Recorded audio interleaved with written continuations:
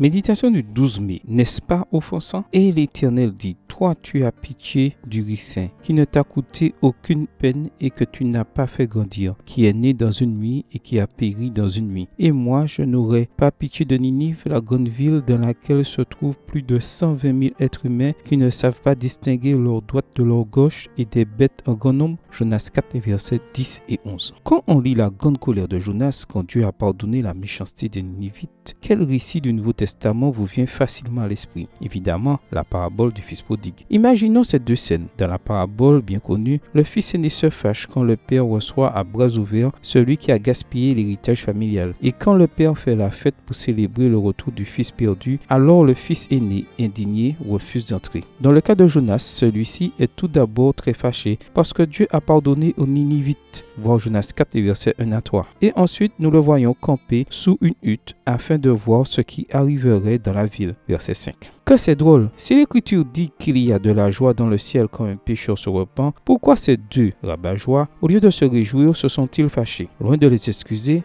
James R. Edwards explique ainsi leur colère. Imaginons qu'au paradis, nous rencontrions le vendeur qui nous a arnaqués, le malhonnête qui a pleuré pour que nous lui prêtions de l'argent et qui nous a jamais remboursé, le collègue qui nous a calomniés pour avoir la promotion que nous méritions. Ne serions-nous pas un peu offensés de voir dans le ciel des gens de cette espèce? N'est-il pas offensant que Dieu pardonne aux voleurs, aux meurtriers, à l'adultère? C'est offensant, bien sûr, selon notre sens de la justice, mais pas pour le Dieu qui, en plus d'être juste, est miséricordieux. Lui qui ne veut perdre aucun de ses enfants, mais qui désire que tous arrivent à la repentance. 2 Pierre 3, verset 9. Telle est précisément la leçon que nous rappelle notre texte d'aujourd'hui. Si nous aimons Dieu, comment ne pas aimer les âmes pour lesquelles le Christ est mort, qu'elles soient ninivites ou israélites? Il est intéressant de constater que, selon Edwards lui-même, le mot pitié dans Jonas 4, verset 11 est en hébreu tchus, ce qui signifie yeux pleins de larmes. Le Dieu qui verse des larmes pour vous et moi, pourquoi ne le verserait-il pas pour le pécheur qui périt? Prière. Aide-moi, Père, à t'aimer chaque jour davantage, ainsi que ceux qui, en apparence, ne méritent pas d'être aimés. Rends-moi capable de comprendre cette grande vérité que pour eux aussi, le Christ est mort. Bonne journée à vous et que le Seigneur vous bénisse.